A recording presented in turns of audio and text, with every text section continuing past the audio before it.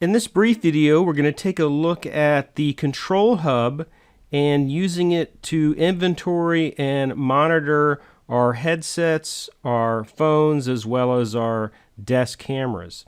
So you can see here at a glance all of the phones that are in our organization, and you can also see which ones are online and which ones are offline. And I can also just search for headsets. So I'll type in the word headset, and anything that contains headset will show up. You can see we have the B&O Cisco 980 headsets. You can see there are 730 series, 720 series, etc. But I can also search by user. So I'll go to user, I'll type in the user's alias or their first name and last name, and up comes the user.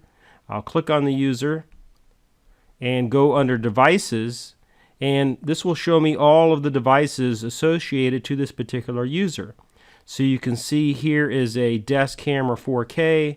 I'll click on that. We can see the software version. We can see how it's connected, which is using WebEx, and we can even look at some of the configurations. Now we can see various settings listed here, but what I want to call out is the firmware. So you can actually see that we can change the channel. So it's on stable, but I have other options to choose from other than just the default if I wanted to push out different types of firmware.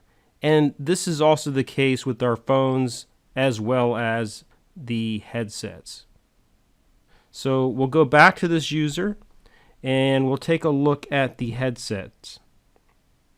So you can see that this user has several headsets that are offline, and they have a 560 multi-base that is online. I can see various things like the software version, I can see the history of this device, and I can also see the configuration. So here we can see various things such as the bandwidth. Is it wideband? Is it narrowband? This is important in the context of density. We can also see the gain, speaker.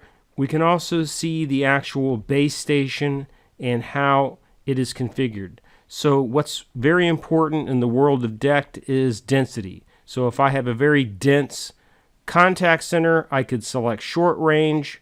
I could also just leave it at medium range, which is the default. I can also select auto range if I want reach. So all of this can be controlled using the control hub. In addition, if I go back to the devices, we have analytics. So I'm going to go over to the analytics section, and what we're going to do is take a look at the devices, and then we'll select headset. And now you can see here there is a rich collection of data about headsets in terms of its status, the devices that are active, the devices that are inactive. So you can see here we have the 980, we have the 730, we can see the 562 and the 700 series. We can also see the average utilization by country. We can see headsets by country, daily average usage by model. So there is a rich assortment of data here in terms of how our headsets are actually being used within the organization.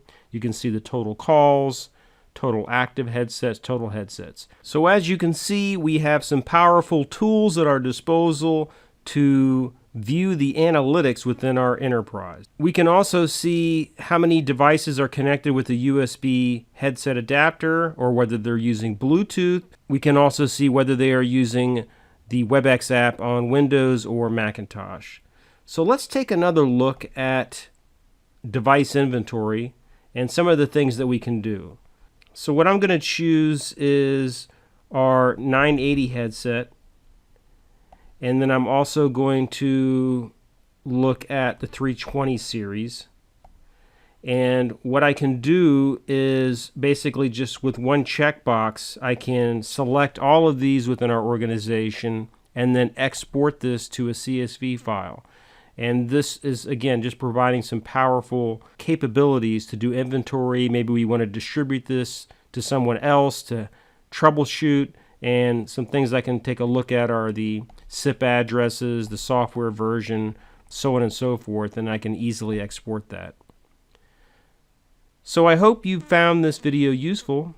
Thank you very much.